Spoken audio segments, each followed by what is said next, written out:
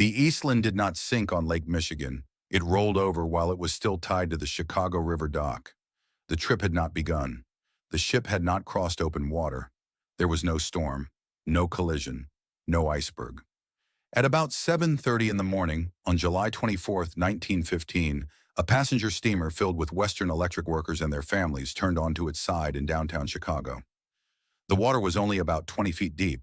The wharf was only a few yards away, and at least 8 people died before the excursion could leave the city. That is the surface of the Eastland disaster.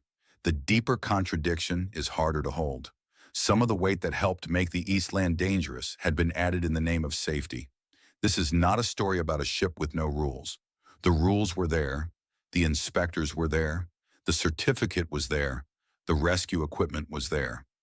That is what makes the Eastland more disturbing. The disaster was not only a failure of regulation, it was a failure of regulation that measured the wrong thing. After the Titanic, the public wanted ships to carry more life-saving equipment. Lawmakers and inspectors wanted boats, rafts, and life preservers for more passengers. On paper, that sounded like progress. But the Eastland was not the Titanic.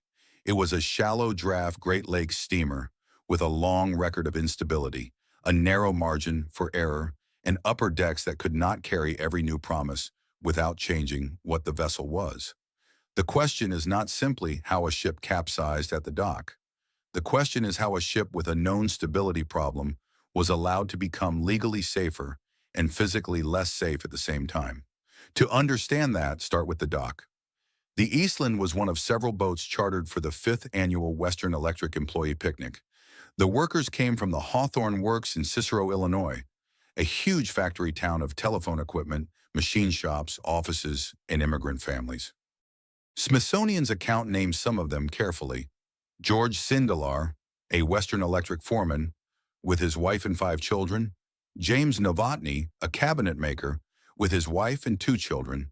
Anna Quinn and Caroline Homolka, young Western Electric clerks. They are not here to decorate the story. They show what a licensed passenger count actually meant. Not cargo, not a crowd in the abstract. Households, co-workers, neighborhoods. The plan was simple. Board in Chicago, cross Lake Michigan, spend the day in Michigan City, Indiana, return home that evening. More than 7,000 tickets had been sold for the outing, but the Eastland was scheduled as the first boat to depart. That mattered. The first boat had the best seats, the first departure, and the feeling of being ahead of the crowd. By about 6:30 a.m., passengers were boarding along the Chicago River between the downtown streets and warehouses. Men, women, and children crossed the gangways with picnic baskets, coats, hats, and the expectation of a day away from the factory. The boat was licensed to carry 2,500 passengers. Federal inspectors were counting. That detail is important. This was not a secret overload in a dark harbor. It was a public boarding under inspection. The Eastland was reaching the number the paper said it could carry, the number the certificate allowed, the number the system had made official. On the river, the first warning was not dramatic enough to stop the morning. The ship listed. It leaned to starboard, then was brought back. It leaned again. Crew members used ballast water to try to correct the motion. To people watching from the dock, the movement could look like the ordinary awkwardness of a crowded excursion boat. But the Eastland had a history. It had been built in 1902 for Great Lakes passenger service. It was long and narrow with shallow draft.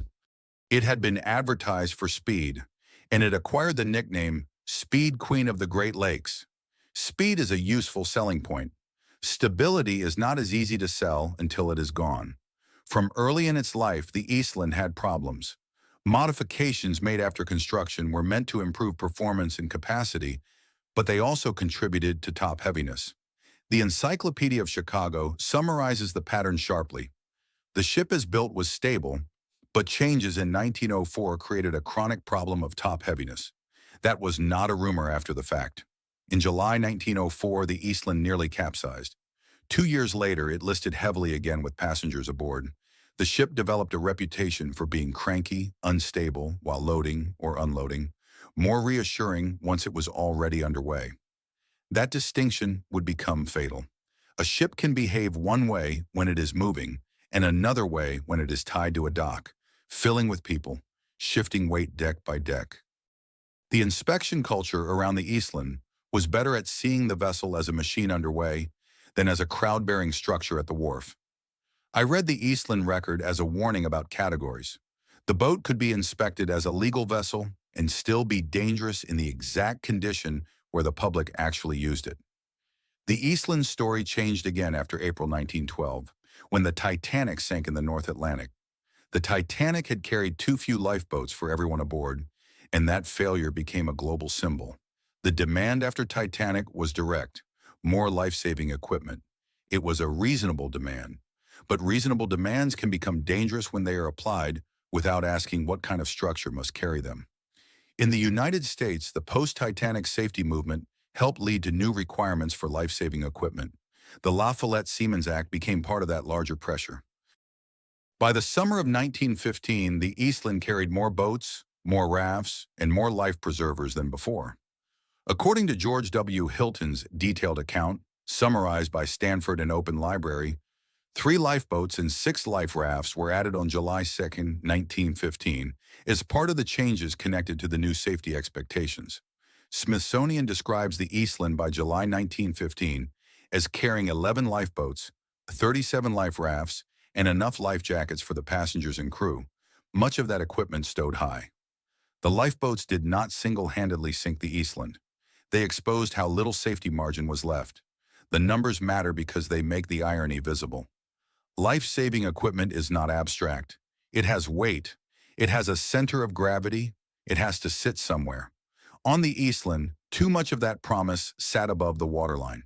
This is the central image of the episode: a ship at the dock, a certificate allowing 2,500 passengers, additional rescue gear placed high on a vessel already known to lean, and below all of it, ballast tanks trying to compensate after the margin had already been made thin. The Eastland did not become dangerous because people hated safety. It became dangerous because safety was counted as equipment before it was understood as stability. By 7:10 a.m., boarding was essentially complete. Britannica gives the passenger limit as 2,500 and places the final fatal sequence around 7:25 to 7:30. The Eastland had been corrected several times, but correction is not the same as control. The list returned. This time it went to port, away from the wharf. Inside the ship, the danger changed shape. A few degrees of lean can feel strange. A larger angle turns furniture, bodies, stairways, doors, and gravity into a single moving force. At first, a passenger can step uphill. Then they have to climb. Then the floor is no longer a floor. Within minutes, water entered through openings. Smithsonian describes water pouring through gangways and into the engine room as the list increased. Britannica says that within about 2 minutes, the Eastland was listing at least 25 degrees to port, and water was entering the ship. Once water entered, the ship was no longer only leaning, it was taking on a new load, and that load moved to the side already falling. The ballast system could not solve that. The crew could not launch lifeboats. The passengers could not evacuate through normal routes. The safety equipment was present. It was useless in the form the disaster took. The Eastland rolled onto its side. It did not make the long journey across Lake Michigan and fail in open water. It turned over in the Chicago River, close enough to shore that some people on the exposed side could climb across the hull and step toward rescue. That proximity is part of what makes the story so difficult. Distance usually helps the mind understand maritime death. A ship far from land feels trapped by geography. The Eastland was trapped by geometry. The river was there. The city was there. The dock was there. But the people below decks were inside a vessel that had become a wall. When the Eastland lay on its side, the passengers were divided by their location at the moment of rotation. Those on upper decks or near open space had a chance to climb out. Those below, especially in cabins and interior areas on the port side, were caught under water, debris, furniture, and the crush of other passengers. The disaster was over quickly as an event. As a rescue and recovery, it lasted for hours, days, and then decades in the lives of families. The Eastland Disaster Historical Society preserves one of the starkest facts. No lifeboats or life rafts were launched, and no life jackets were handed out. The ship capsized too suddenly for the equipment to become useful. The boat carried life-saving equipment because the safety system demanded it. But the equipment could not save passengers from the instability it helped worsen. Rescuers came from every direction. Nearby workers, police, firefighters, divers, tug crews, nurses, and volunteers converged on the riverfront. Some people threw boards, ladders, and anything that might float. Others climbed onto the hull or cut into the vessel to reach those trapped inside. Helen Rappa, a Western Electric nurse, became one of the best documented responder anchors in the story. Both Smithsonian and the Eastland Disaster Historical Society preserve her account of arriving at the scene, seeing people packed in the water, and helping organize care for the injured. Use her carefully. She does not need to be turned into a symbol. Her documented actions already tell us what the morning required. By around 8 a.m., many survivors had been pulled from the river. Then the work changed. The city had to identify the dead. The 2nd Regiment Armory became a temporary morgue. Families moved through rows of bodies looking for husbands, wives, children, sisters, and co-workers. The victims came heavily from working-class immigrant communities connected to Western Electric, Polish, Czech, Hungarian, and other families who had built their lives around factory work and neighborhood networks. Roughly 2,500 people were aboard. At least 844 died. About 1,656 survived. Britannica gives those figures. The Eastland Disaster Historical Society uses the same death toll. National Archives summarizes the toll as over 800 passengers. Other sources count passengers and crew in slightly different ways, so the safer language is approximate. The human reality was not approximate. The Historical Society records that many victims were young. It gives 228 teenagers, 58 infants and young children, and an average age of 23 among those who died. Numbers can become a way to avoid seeing. Here they do the opposite. They show that the Eastland was not only carrying workers, it was carrying households, courtships, siblings, young factory employees, parents with children, and neighborhoods compressed into one hull. The official aftermath began almost immediately. Local officials, federal authorities, maritime inspectors, courts, lawyers, and newspapers all tried to answer the question that the image of the capsized ship seemed to demand. Who made this legal? That is the stronger question, not who caused a boat to tip in the last few minutes. Who made the condition legal before those minutes began? The National Archives holds records for United States versus George T. Arnold, William H. Hull, Robert Reed, Charles C. Eckliff, Harry Patterson, and Joseph W. Erickson. The case file includes hundreds of pages describing the history of the ship, the crew, and the events of the disaster. The defendants included company officers, inspectors, the captain, and the chief engineer. Clarence Darrow appeared for the defense. The legal record is complex, but the broad outcome is simpler than the grief around it. Criminal accountability did not land in the way the public expected. Britannica states that the crew was ultimately found not guilty of wrongdoing, and that a federal court held the owner not liable because the Eastland had passed inspections and had been deemed seaworthy. Smithsonian describes charges being dropped and the owners avoiding a legal finding of negligence. I am willing to argue that this is the most revealing part of the Eastland story. The court did not need to say the ship was morally safe. It only needed to say the official categories had been satisfied: inspection, certificate, licensed passenger capacity, required safety equipment. Each category could be checked while the ship itself became less forgiving. The Eastland had not slipped through a world with no rules. It passed through a world with rules that had not yet learned how to ask the right stability question. There had been warnings. The 1904 near capsizing was a warning. The later listing incidents were warnings. The ship's reputation was a warning. The shallow Great Lakes design was a warning. The added upper deck weight was a warning. The repeated listing on the morning of July 24th was a warning. But warnings do not matter equally. Some warnings are treated as defects. Some are treated as quirks. Some are treated as passenger exaggeration. Some are absorbed into routine. The Eastland's lean had become part of its identity, a thing people knew and managed around, until the day management ran out of margin. This is where the Titanic connection becomes uncomfortable. The lesson drawn from Titanic was not wrong. Ships really did need enough life-saving capacity. The scandal of too few boats was real. But disaster lessons are dangerous when they harden into simple formulas. Titanic taught, add lifeboats. Eastland asked, where, on what vessel, with what stability, and under what loading condition.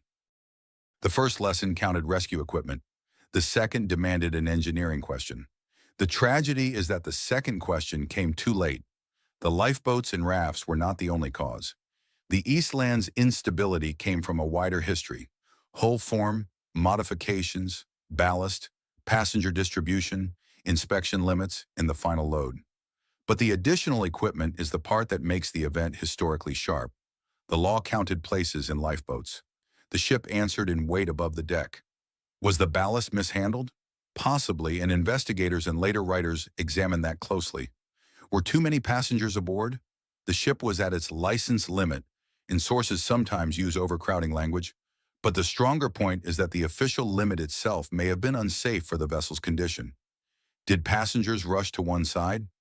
Later scholarship, including Hilton's account summarized by Stanford and WorldCat, rejects that as a sufficient explanation. A crowd movement story is attractive because it makes the victim's movement the cause. The evidence points to a more structural chain. Did the lifeboats alone capsize the Eastland? No, that would be too simple. The lifeboats were one added load in a vessel already made vulnerable. The honest version is more disturbing. The Eastland was a marginal ship brought to a legal condition its body could not safely bear. The word legal has to remain in the sentence, because without it, the story becomes too easy. It becomes a tale of a bad boat, a careless crew, or a single mistake in ballast. Those things may belong in the evidence chain, but they do not explain why the disaster could happen in daylight, under inspection, at the center of a major American city. The Eastland exposes a specific kind of institutional blindness. The system saw equipment. It did not see arrangement. It saw passenger capacity. It did not see loading behavior at the dock. It saw the moral urgency of Titanic. It did not see that a Great Lakes excursion steamer was not an Atlantic liner. That blindness is not abstract. It had a shape. It looked like boats and rafts stacked where they could be counted. It looked like a certificate that made 2,500 passengers official.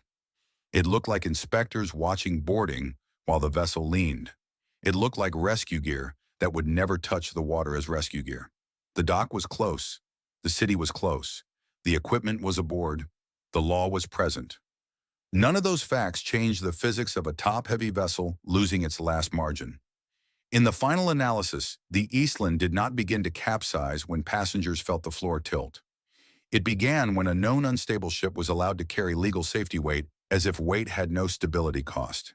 It began when the lesson of Titanic was translated into inventory, not into vessel-specific risk. The river only revealed the contradiction. The system had already built it above the deck.